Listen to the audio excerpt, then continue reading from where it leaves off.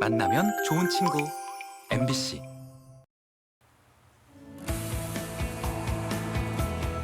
시청자 여러분 안녕하십니까? 한 주간의 뉴스를 더 깊이 있게 분석하는 전주 MBC 더 체크 이몽진입니다.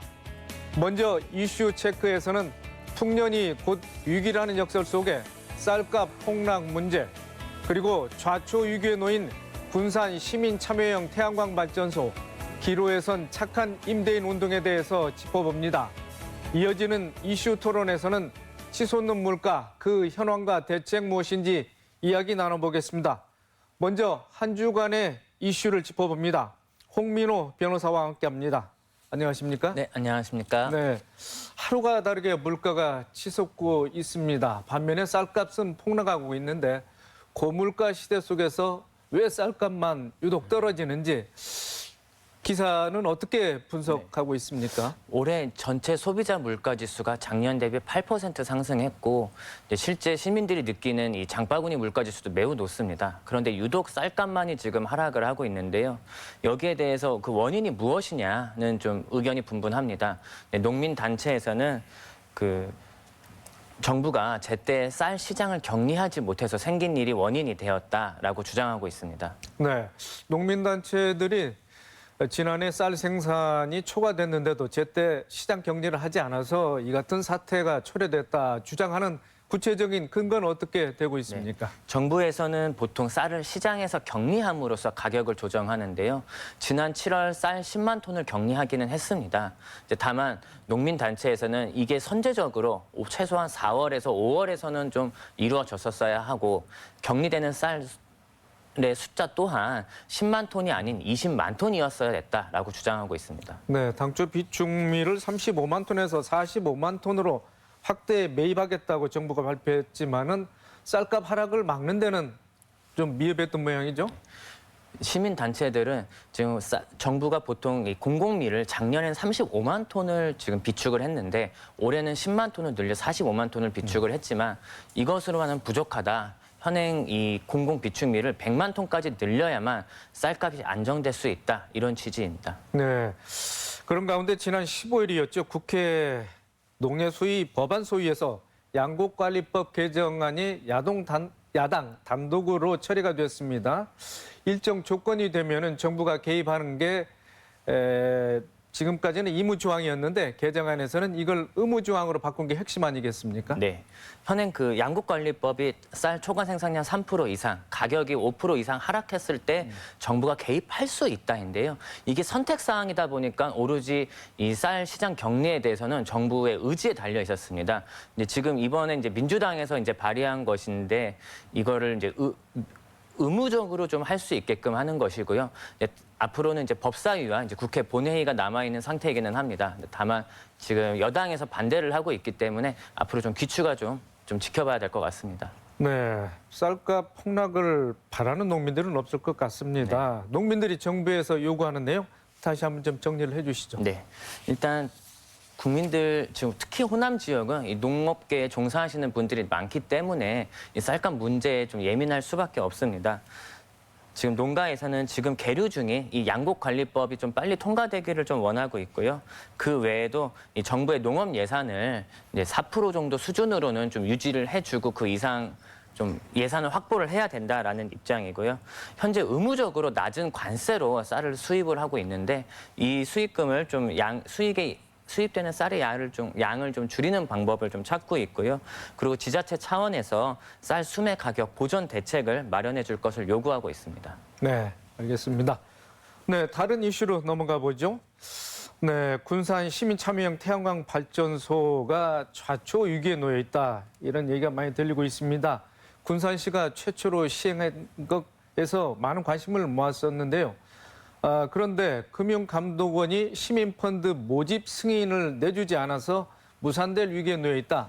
좀 구체적인 설명을 해주시죠. 군산시는 그 지난해 내초동 새만금 산업연구 용지에 태양광 발전소를 설립하고 이제 이 발전소 이익금을 시민들과 공유하기 위해 시민 3천여 명이 참여하는 그 총액 960원 규모 상당의 시민 펀드를 만들겠다라고 이제 공언을 했었는데요. 여기에 대해서 이 금융감독원의 심사를 거쳐서 승인을 받아야 되는데 계속 이 승인이 지금 보류돼서 지금 답보 중인 상태입니다.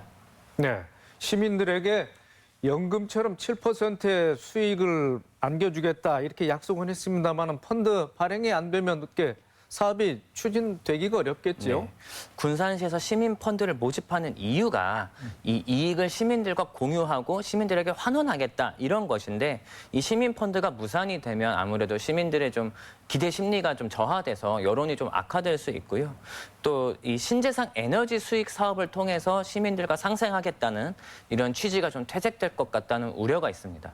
네, 그렇다면 군산시와 또 시민 발전연구소가 대책을 마련하는 게 고심하고 있을 텐데요. 어떤 상황입니까? 네, 군산시와 시민발전소는 지난 6개월간 발전소가 거둔 이익이 약 140억 원 정도로 예상치를 훨씬 상회하고 있다. 그래서 이 사업은 정말 긍정적이다라고 얘기를 하면서 이 때문에 이제 금융감독원에서도 시민펀드가 승인이 나기를 좀 기대를 하고 있는 상황이고요.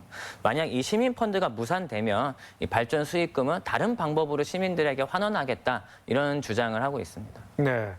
그런데 최근 좋지 않은 소식이 나오고 있습니다. 군산시장 선거 과정에서 불거진 이제 부정선거 의혹과 관련해서 군산시민발전 주식회사 대표가 입건되는 상황이 빚어졌는데 공직선거법 위반 혐의라고 알고 있습니다만은. 네. 지난 5월 그 전라북도의 한 도의원이 이 강임준 현 군산시장 측으로부터 자신을 도와달라는 취지로 400만 원을 받았다라는 이유로 경찰에 신고를 한 사실이 있습니다. 이 전북 경찰청은 이 현 군산시장에 대해서 공직선거법 혐의가 있는지 여부를 지금 판단하기 위해서 좀 수사가 시작됐는데요. 경찰은 이 금품 400만 원이 군산시민발전 주식회사와 연관된 것으로 보고 지난 14일 군산시민발전 주식회사를 압수수색하고 대표이사를 피의자로 전환한 상태입니다. 네, 알겠습니다. 네, 새만금에 예정된 육상 태양광 펀드 발행과 7% 이익 공유 계획이 흔들릴 수밖에 없는 상황인데 잔뜩 기대를 하고 있던 시민들 이 사태를 어떻게 판단하고 또 유의를 해야 될지 한번 말씀을 해주시죠. 네, 태양광 설치로 인해서 계속 이익금이 좀 적립되고 있는 상황입니다.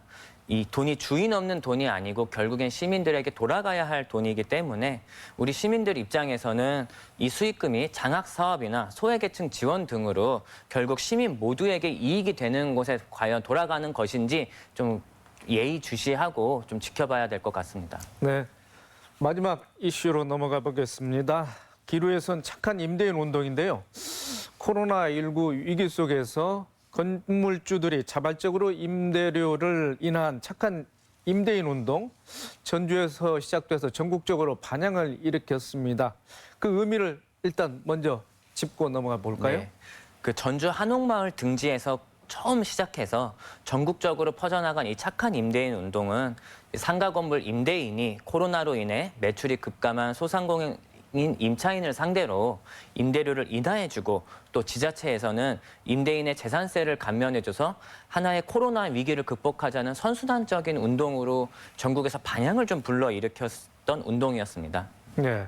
그런데 착한 임대인이 급감하면서 제도가 중단 위기를 맞고 있습니다. 어떤 상황입니까? 네. 일단 이 제도가 제대로 정책하려면 참여하는 사람이 많아야 하는데요. 결국 문제는 이 착한 임대인 운동에 참여하는 임대인의 숫자가 좀 기대에 미치지 못한다. 그래서 이 제도를 좀 유지하기가 어렵다. 이런 상황에 지금 처해 있습니다. 착한 임대인이 실상 얼마나 줄어들었습니까? 전주시를 기준으로 살펴보면 2020년 착한 임대인 제도를 신청한 숫자가 529명이었는데요. 올해는 129명으로 좀 급감한 상태고요. 신청 건수도 740건에서 162건으로 2년 만에 거의 20여 % 수준으로 급감한 상태입니다. 네.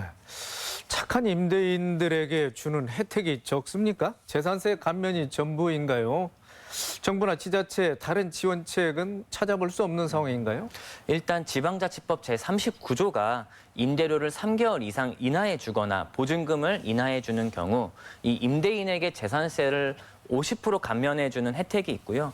이 외에도 이 깎아준 임대료의 50%나 70 그 깎아준 임대료의 50%에서 70%까지 소득세 및 법인세를 감면해서 임대인과 임차인을 상생할 수 있도록 지원은 해주고 있는데 실제로 임대인이 깎아주는 임차료에 비하면 좀 턱없이 부족하다 이런 상황입니다. 네, 착한 임대인에 대한 세액 공제 제도도 올해 말 종료가 될 것으로 예정돼 있는데 임대인과 임차인에게 를 위해서 권리 보호를 어떻게 해야 될까요? 네, 임대인이라고 해서 다 넉넉한 것은 아닙니다.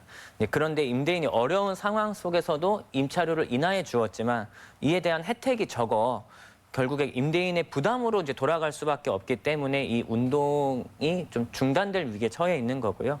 결국에 이 운동이 중단된다고 한다면 임대인으로서는 추후에 이제 임차료를 인상할 수밖에 없는 상황이 되고 결국 현재 시행되고 있는 상가임대차 보호법 틀 안에서 임대인과 임차인의 이 권리와 의무가 보호될 수 있었기 때문에 이 관련법에 대한 정비가 좀 필요할 것 같습니다. 네, 알겠습니다. 홍 변호사님 오늘 말씀 고맙습니다. 네, 감사합니다.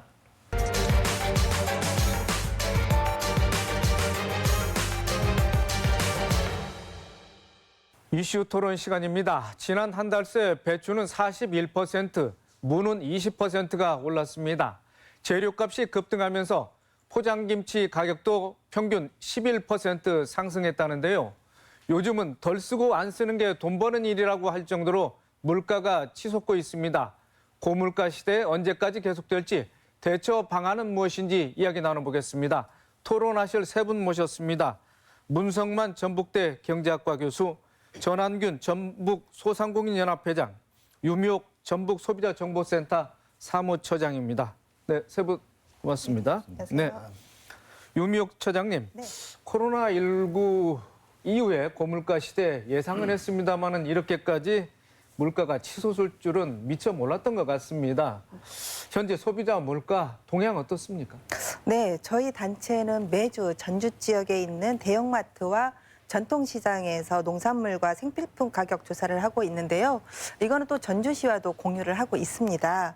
그런데 지역의 기후 변화와 또 농산물 출하에 대한 물가 인상도 있지만요. 코로나19와 전쟁에 따른 곡물가, 가스요금 인상 등이 우리나라 금리 인상과 또 그 국민들이 일상으로 사용하는 식용유, 밀가루, 과자류 등 공산품 가격 인상에 따른 큰 영향을 준다고 보는데요. 며칠 전 보도에 따르면 OECD가 우리나라 물가 상승률을 5.2%로 전망하고 있는데요. 이렇게 24년 말에 최고치를 지금 찍을 상황인데 소비자의 체감 물가는 더 클 것으로 예상되어서 걱정입니다. 네, 일단 전반적인 분야에서 가격 상승이 두드러졌다 좀 분석을 해주셨고 소비자 단체에서도 일주일에 한 번씩은 소비자 물가 조사를 하고 있는 것으로 알고 있습니다. 그런데 실제 현장에 가보면은 더 소비자들은 힘들다는 말을 더 하고 있죠. 네, 그렇습니다. 지난 추석 명절에 저희 단체에서 추석 성수품 가격을 조사를 했었거든요. 이때 보면 작년 추석에 비해서 배추, 무, 시금치 같은 경우에 20에서 40% 인상된 가격으로 추석을 지낼 수밖에 없었습니다. 네, 다시 금리를 올린다는 뉴스가 있는데 특히 취약계층과 자영업자들의 어려움은 더욱더 클 것으로 보이거든요. 그래서 특히 가공식품은 저희 단체에서 매주 조사를 했는데 작년과 비교를 같은 기간에 조사를 해보니까 식용유는 31.5%, 또 초코파이는 9.3%, 밀가루는 35.8%, 라면은 9.9% 이렇게 올라서 소비자들은 정말 장보기가 힘든 그런 시기인 것 같습니다.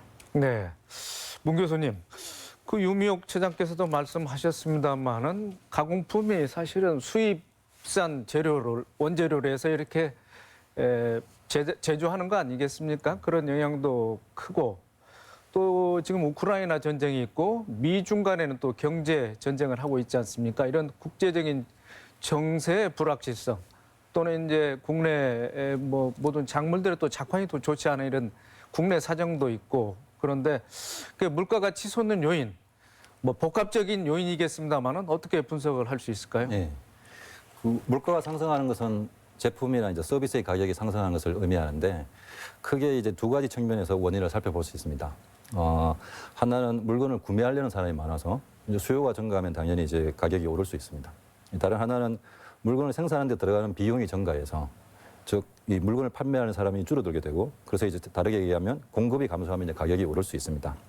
현재 우리나라를 비롯해서 많은 이 나라들에서 이 물가가 치솟는 중요한 이유 중 하나는 이 코로나 팬데믹으로 인한 공급망 혼란, 러시아 우크라이나 전쟁, 그리고 이제 그린 에너지 전환 과정에서 석유 기업들의 투자 축소로 인한 이제 석유나 천연가스와 같은 국제적 원자재 가격의 급격한 상승, 그리고 특히나 이 러시아 우크라이나 전쟁으로 인한 농산물 가격의 급격한 상승 때문입니다.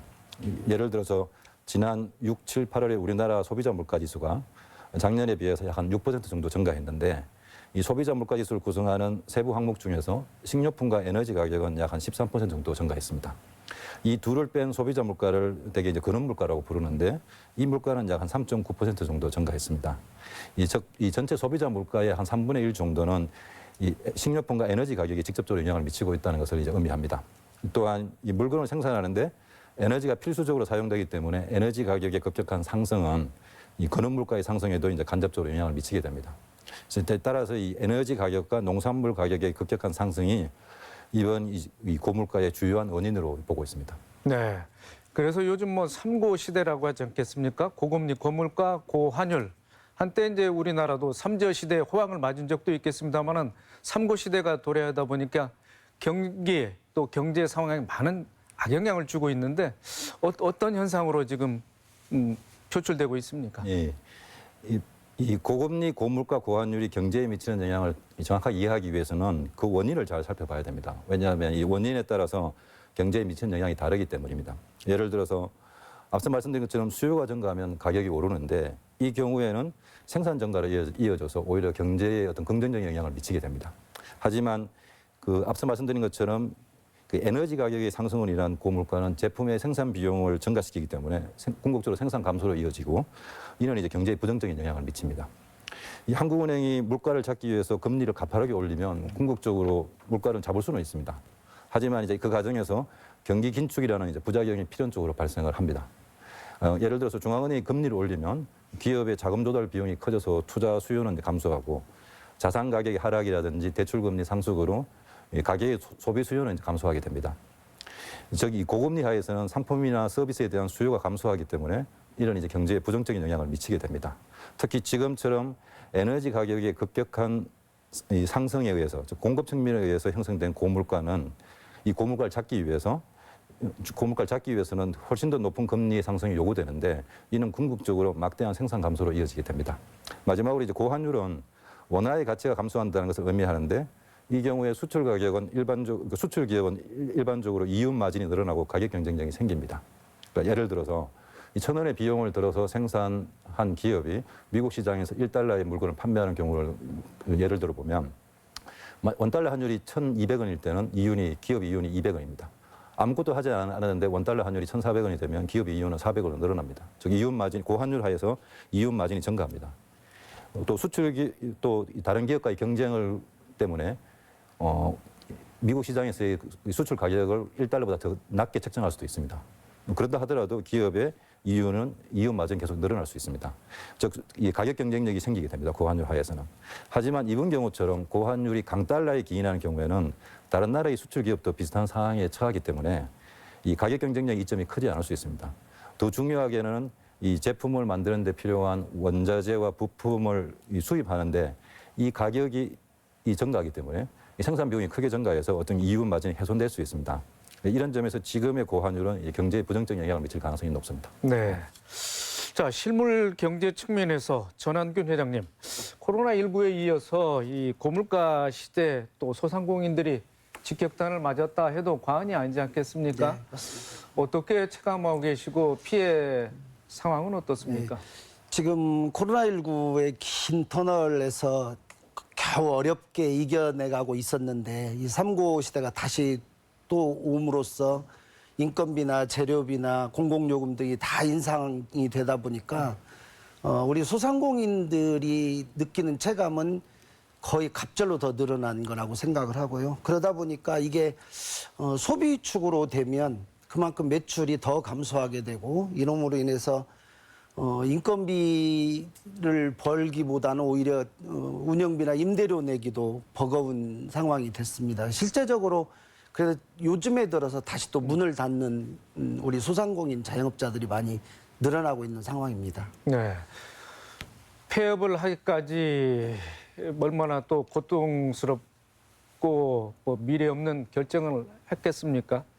그런 그 이전에 또 많은 또 종업원을 또 줄일 수밖에 없는 그런 상황인데 실제 어떻게 주변에서 그러신 분들 많이 목격이 되던가요? 네, 실제적으로 그 지금 최저임금이 상당히 상승이 돼 있는 상태이기 때문에 그렇지 않아도 인건비가 상당히 높게 차지하고 있었는데 이런 3고 시대가 되면서 더 늘어나게 되죠. 그래서 거의 뭐 1인 기업으로 전환을 하거나 아니면 가족 경영으로 이렇게 전환하고 있는 상황입니다. 네.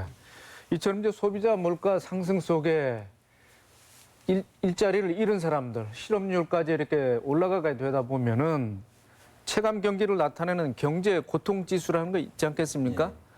이 지수가 2008년이었죠. 글로벌 금융 위기 때보다 더 심각해져가는 그런 상황이라고 그러는데, 네, 문 교수님 어떻습니까? 예. 그 말씀하신 것처럼 경제 고통 지수는 그 미국 브루킹스 연구소의 경제학자인 아서 오쿤이 이제 개발한 지표인데 이 소비자 물가 상승률과 실업률을 더한 값입니다. 그러니까 예를 들어서 이제 소비자 물가 상승률이 높다는 거는 소비자가 똑같은 물건을 구입하기 위해서는 더 많은 돈을 지출해야 된다는 것을 의미합니다. 이제 물가가 증가할수록 가계 생계비는 이제 증가하는 것을 의미하는 거고 실업률이 높다는 거는 임금 소득을 받는 그러니까 임금 소득이 사라지는 가계가 증가한다는 걸 의미합니다. 이제 그래서 이 수치가 이 경제 고통 지수가 높을수록 가계의 고통이 증가하는 것으로 이제 해석할 수는 있습니다. 이제 하지만 이 지수를 우리나라 경제 상황에 그대로 적용하는 것은 약간 이제 무리가 있습니다. 왜냐하면 미국과는 달리 우리나라 실업률은 경제 상황을 잘 이제 반영하지는 못합니다. 그러니까 예를 들어서 우리나라 실업률은 경제 상황과 관계없이 이제 미국을 비롯한 선진국에 비해서 대체적으로 항상 낮은 편이고 그 변동성도 그렇게 많이 크지 않습니다. 단적인 예로 이 자료를 보면 전북의 실업률은 대체적으로 전국 실업률보다 항상 낮게 나옵니다. 그런데 이게 이제 전북의 노동시장 상황이 전국보다 좋았다는 것을 의미하지는 않습니다. 따라서 현재 우리나라의 경제 고통 지수가 2008년 글로벌 금융위기 당시의 경제 고통 지수와 비슷하게 나오는 이유는 이 2008년 금융위기 시에도 지금처럼 이제 물가가 대단히 높았기 때문이라고 이제 해석할 수 있습니다. 그래서 이제 반면에 수렴률 수치는 2008년과 비교하면 지금이 조금 더 낮은 편입니다. 네. 네. 네. 물가가 계속해서 치솟다 보면은 가장 큰 타격을 입는 건 결국은 서민과 취약계층 아니겠습니까? 어떻게 네. 유 처장님? 네, 네. 지금 좀 코로나가 좀 점점 조금 낮아지고 있는 상황에서 활발한 소비가 이루어져야 할 상황인 것 같아요. 근데 이제 당장 고물가로 인해서 소비가 줄어들 수밖에 없는 상황이고 이러다 보면 또 자영업자들의 또 힘은 들 것이고요. 특히 수원 세모녀 사건이 이렇게 발생됐었는데요. 복지국가라고 하는 현실에서 정말 눈을 크게 뜨고 살펴봐야 하는데 이런 사건 발생은 정말 참 안타까운 그런 사건이었습니다. 좀 이런 그 지원책들이 빨리 이루어졌으면 좋겠습니다. 네. 네. 전한근 회장님, 또 이 상황에서 물론 폐업까지 가고 또 종업원을 줄이고 그렇지만은 또 사업을 또 접을 수도 없는 이런 분들 뭐 금융 대출이라든지 이런 자기 이제 공장을 운영하기, 사업장을 운영하기가 굉장히 힘들 것 같습니다. 네. 어떻게 뭐 지원책을 호소한다든지 어떻게 나름대로 좀 자구책을 어떻게 강구하고 계십니까? 최근 조사해 보면 그 원자재 가격 상승이나 이자 비용 부담, 그다음에 신규 자금 대출 곤란 등이 굉장히 우리 소상공인들 어렵게 하는 그 상황입니다. 가장 필요한 금융 지원 정책은 대출 금리 인상을 좀 자제해야 되고 또 정책 자금을 좀 확대를 해줘야 되고 그다음에 저금리 전환 프로그램 등 이런 것들이 필요하다고 생각을 하는데요. 거기에 지금 최저임금까지 겹쳐가지고 인력 수급도 어렵다 보니까 소상공인 자영업자들은 탈출구가 없는 거죠. 그래서 가능하면 우리 전라북도에서 최근에 발표가 됐지만 이렇게 그 소상공인들을 위한 장기 저금리 대출 전환이라든가 그다음에 좀 정책 자금을 많이 확대를 해서 그분들이 실제로 필요로 하는 곳에 환경 개선 사업이라든가 이런 걸 이용해 가지고 좀 도움이 직접적으로 될 수 있는 그런 지원책이 더 필요하다고 그렇게 생각이 듭니다. 네, 문 교수님, 정부에서는 올 10월에 물가 상승이 정점이 될 것이라 그렇게 보고 있는 반면에 경제학자들은 올 연말까지 계속 갈 것이다. 또 스태그플레이션 과반이 여기에 진입했다고 그렇게 보고 있는 상황 아니겠습니까? 앞으로 이런 물가 상승세 어느 정도 지속될 것인지 한번 전망을 한번 해보시죠. 그 우리나라 7월의 연간 물가 상승률이 6.3%였고 8월의 물가 상승률은 5.7%로 약간 낮아졌습니다. 그러니까 이게 아마 식료품과 에너지의 물가 상승률은 7월에는 14.5%였고 8월에는 11.4%로 낮아졌는데 이 때문에 소비자 물가 상승률이 약간 이제 줄어든 것으로 저희가 보고 있습니다. 반면에 이제 이 둘을 뺀 근원 물가는 7월에 3.9%에서 8월에 4.0%로 약간 증가했습니다. 이 식료품과 에너지 가격은 변동성이 심하고 향후 이제 러시아 우크라이나 전쟁과 같은 지정학적 위험에 따라서 영향을 받기 때문에 예측하기가 대단히 어렵습니다. 다만 이제 이 근원 물가의 정점은 이제 올 하반기 중에 이제 발생할 것으로 보입니다. 하지만 이제 근원 물가가 언제 정점이 되느냐가 이제 중요하기보다는 이 근원 물가가 정점 이후에 하락 추세가 가파르지 않고 아주 서서히 감소할 가능성이 높아 보이는데 이게 이제 문제가 될 것으로 보입니다. 즉, 이 물가의 감소 추세는 대단히 완만한 상태에서 앞서 말씀드린 것처럼 고금리, 고환율의 부정적인 영향으로 경기 긴축이 발생한다 그러면 이 스태그플레이션에 진입할 가능성이 커질 것으로 예상합니다. 그러니까 즉 이제 경제도 안 좋아지고 물가도 높아져서 가계의 고통이 이제 커질 가능성이 대단히 높습니다.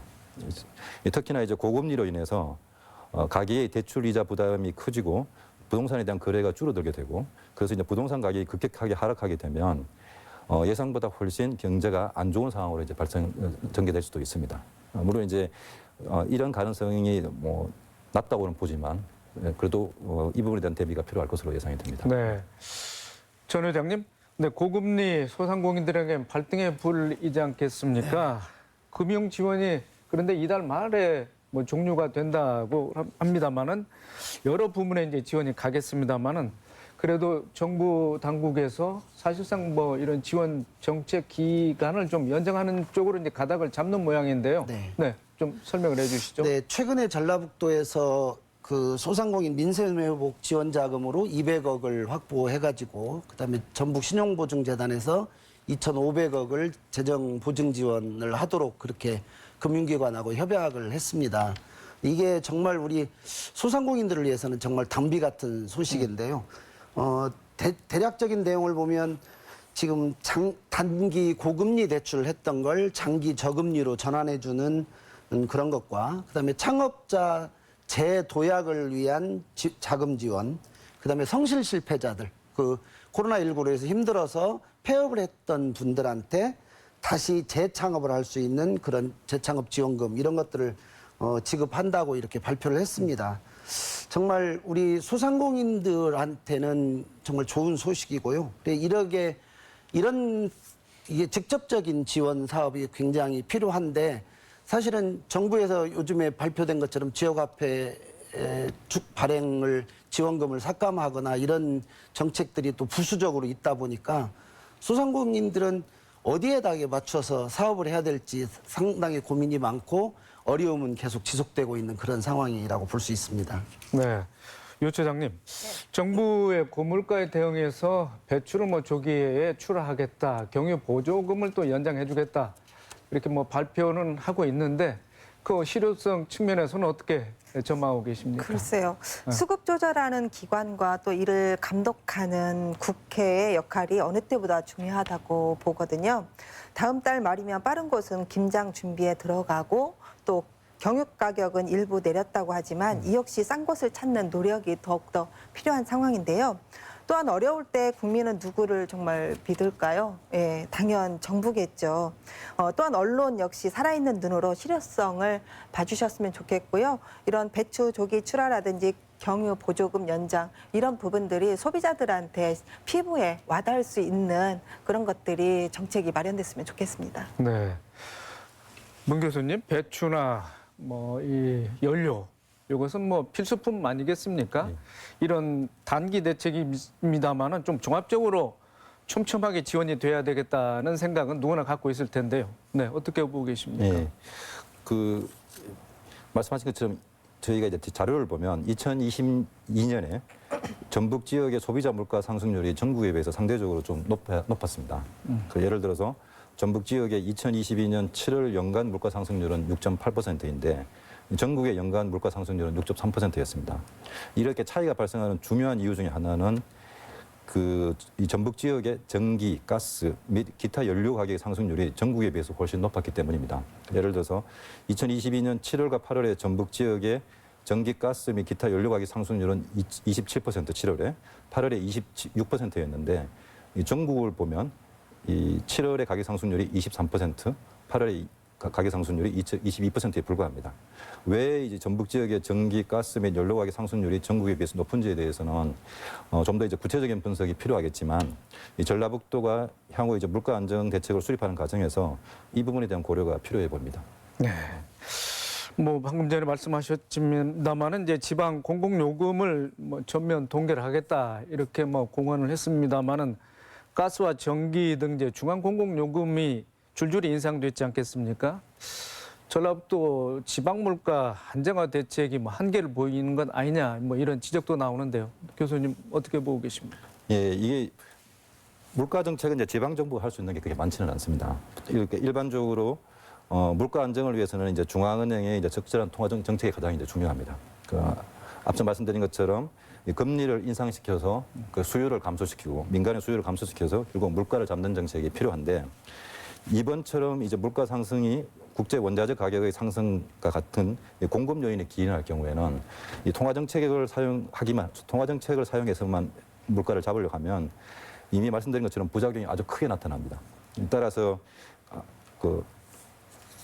이러한 이제 부작용을 완화할 수 있는 이제 정책 보완이 필요합니다. 앞서 두 분의 토론자들이 언급하셨던 소상공인에 대한 지원책도 이제 동시에 마련돼야 할 것으로 이제 보입니다. 특히나 소상공인은 대기업과는 달리 이 생산 비용의 증가를 판매 가격의 증가하기가 대단히 어렵습니다. 이제 따라서 이런 취약계층에 대한 정부의 지원책이 병행될 때 부작용을 최대한 완화시킬 수 있을 것으로 보고 있습니다. 네, 전 회장님 소상공인들 뭐 어렵다. 뭐 지난 과거 이 토론회 참석하셔서 또 코로나19로 해서 그런 애로사항을 많이 말씀하셨습니다만은 또 엎친 데 덮친 격으로 소상공인들 이제 매출 빼고는 모든 게 다 오른 상황 아니겠습니까?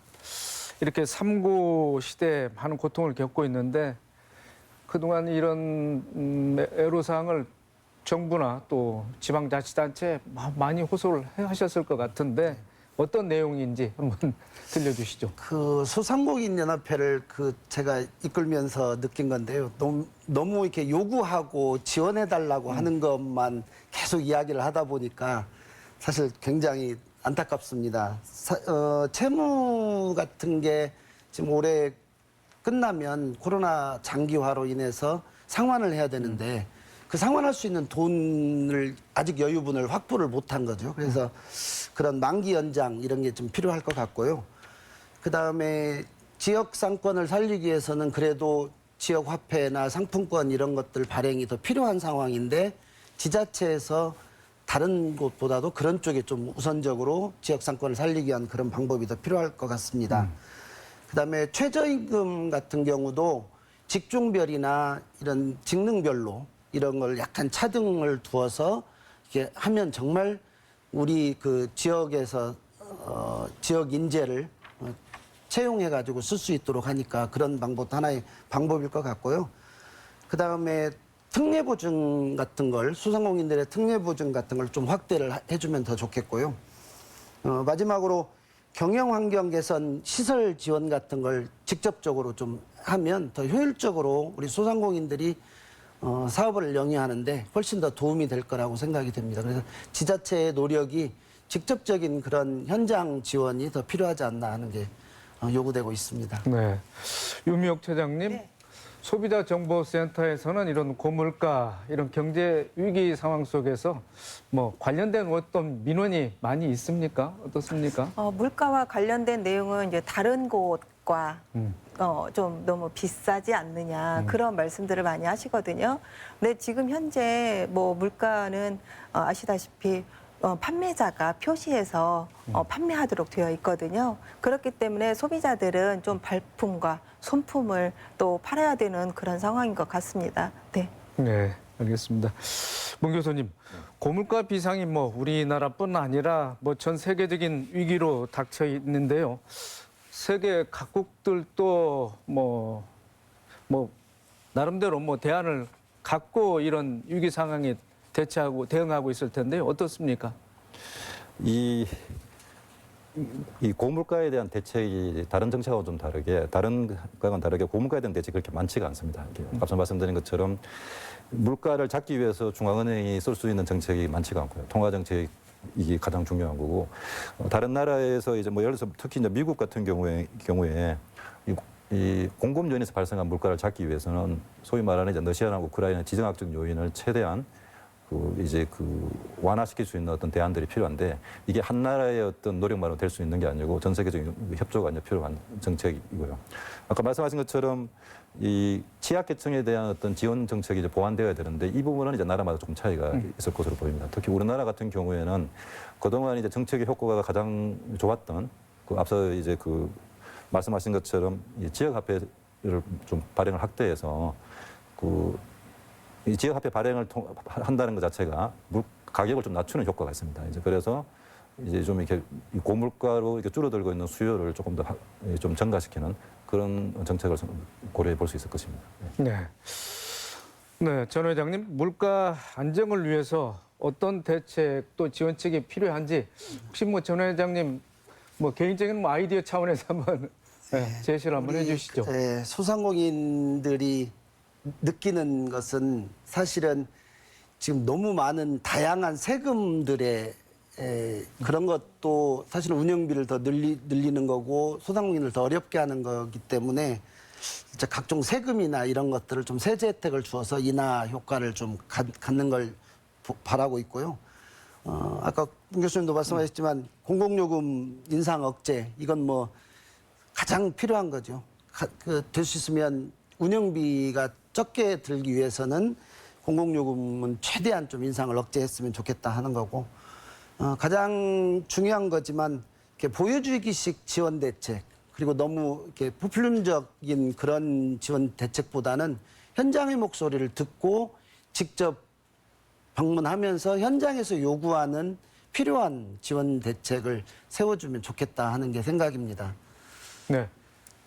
유 차장님께서는 어떤 제안을 하실 수 있겠습니까? 말씀처럼 뭐 지역화폐 좀 감소한다고 하는데 좀 늘렸으면 좋겠어요. 실질적으로 소비자 입장에서는 지역화폐가 많이 도움이 됐었거든요. 그리고 또 그 인력 지원이라든지 그런 것들이 좀 공공기관과 어떤 중소기업, 기업 형태로 하는데 소상공인을 위한 그런 인력 지원이라든지 그런 것도 지원이 된다라고 하면 물가가 조금 더 낮아지지 않을까 하는 그런 생각도 듭니다. 네. 서민이나 취약계층이 어려운 상황에서 뭐 지역화폐에 관련해서 새 패널들이 다 말씀해 주셨고, 해외에서는 어떻게 문 교수님 직접적으로 현금 지원을 하는 그런 사례도 있습니까? 과거에 이제 코로나 팬데믹 기간에 주로 이제 현금 지원을 많이 했었죠. 네. 뭐 특별하게 지금의 현금 지원을 하고 있는 건 아닌 걸로 알고 있습니다. 네, 알겠습니다. 유 차장님, 고물가 시대 또 특히 이제 소비자 부담이 최소화할 수 있도록 기업에서 기습적인 이런 가격 인상이라든지 이런 거 했을 때 또 거기에 대한 반발의 목소리 또 경계 이런 움직임을 좀 보여야 될 텐데 그런 면에서 소비자 운동이 많이 필요하겠죠? 네, 그렇습니다. 터무니없는 가격으로 인상되거나 또 인하 요인이 발생했음에도 불구하고 가격을 그대로 유지하는 그런 상황이 있을 때는 저희도 지속적인 감시 운동과 또 물가 조사를 해서 또 발표를 하고 그런 운동들을 좀 인하 요구하는 그런 운동들을 계속 지속적으로 해야 될 것 같습니다. 네. 그러면서 또 뭐 이렇게 고물가 시대에는 또 허리띠를 졸라매라, 또 현명한 소비가 필요하다 하면서 이제 소비자한테 그런 책임이 전가되는 그런 느낌도 없잖아 있는 것 같습니다. 고물가를 극복하기 위한 뭐 현명한 어떤 소비 네. 방식 어떤 게 있을까요? 네. 지금 최근 소비 트렌드 중 하나가 뭐 어떤 마켓을 통해서 동네에서 쇼핑이 이루어지는 것들이 또 많이 있잖아요. 그런 상황에서 지역에서 생산되는 상품을 구매하고 또 소비하고 또 착한 가게를 이용하고 또 사회적 기업을 이용하는 그런 현명한 소비자가 많이 필요할 것으로 보입니다. 네, 알겠습니다. 뭐 토론을 마쳐야 될 시간이 뭐 다가오는 것 같습니다. 시간이 얼마 남지 않았으니까 이제 못다 하신 말씀이나 또 강조하고 싶은 말씀을 마무리 발언을 해서 우리 전한규 회장님부터 먼저 말씀을 해주시죠. 어려운 시기에 지역 경제를 살리는 일에는 정부와 지자체, 국민과 정치인 모두가 하나가 되어야 된다고 생각을 합니다.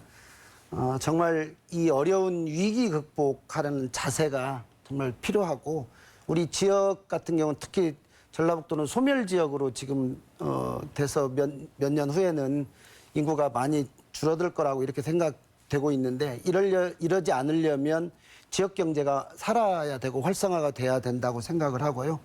우리 삶의 터전인 우리 전라북도가 살기 좋도록 우리 소비 심리 위축되지 않도록 우리 소비자들도 현명하게 처신을 해야 되겠지만 정치 지도자들도 우리 지역 발전을 위해서 뭔가 더 심사숙고하고 노력하는 모습이 보여졌으면 좋겠다 생각을 합니다. 서로가 힘을 붙여서 각고의 노력을 필요한 때라고 생각합니다. 네, 알겠습니다. 유미옥 사무처장님. 네, 이렇게 꼭 어려울 때 좀 보이스피싱처럼 이렇게 소비자를 속이는 다양한 수법이 많아지고 있거든요.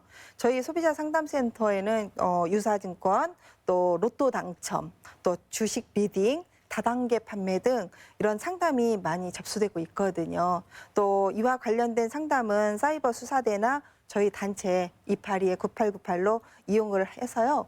좀 고물가 시대, 삼고물가 시대에 좀 이런 어려움 속에서 사기, 상술로 더 큰 피해가 이루어지지 않았으면 좋겠습니다. 네, 마지막으로 문성만 교수님. 예. 네. 이미 말씀드린 것처럼 고물가, 고금리, 고환율로 전반적인 이제 거시경제 상황이 대단히 어려워지고 있습니다. 그래서 한 가지 강조드리고 싶은 점은 이 부정적인 어떤 경제 충격의 영향이 사실은 모든 계층에게 동일하게 나타나는 건 아닙니다. 이미 제가 경험한 것처럼 지난번 팬데믹에서 보시는 것처럼 팬데믹에 가장 큰 경제적 충격을 받은 계층은 소상공인과 같은 취약계층이었습니다. 그래서 이번 경제 충격도 이와 이제 비슷한 양상을 띌 가능성이 높습니다. 그래서 따라서 이제 정책 당국은 고물가를 잡는 과정에서 이게 필연적으로 발생하는 부작용을 특히나 이제 취약계층에 더 많이 전가되지 않도록 정책 보완이 필요할 것으로 보입니다. 네, 알겠습니다. 오늘 세 분 말씀 고맙습니다. 네. 치솟는 물가 국면에 장바구니 물가는 오늘이 제일 싸다는 말이 나올 정도인데요. 문제는 이 상승세가 언제까지 지속될지 예측하기 어렵다는 점입니다. 라면, 김치, 과자 값이 줄줄이 인상된 데다 공공요금 인상도 변수가 되고 있는데요. 고물가 국면을 해소하기 위한 정부의 세밀한 대책 마련이 그 어느 때보다 절실합니다. 더 체크 오늘 순서 여기서 마칩니다. 시청해주신 여러분 고맙습니다.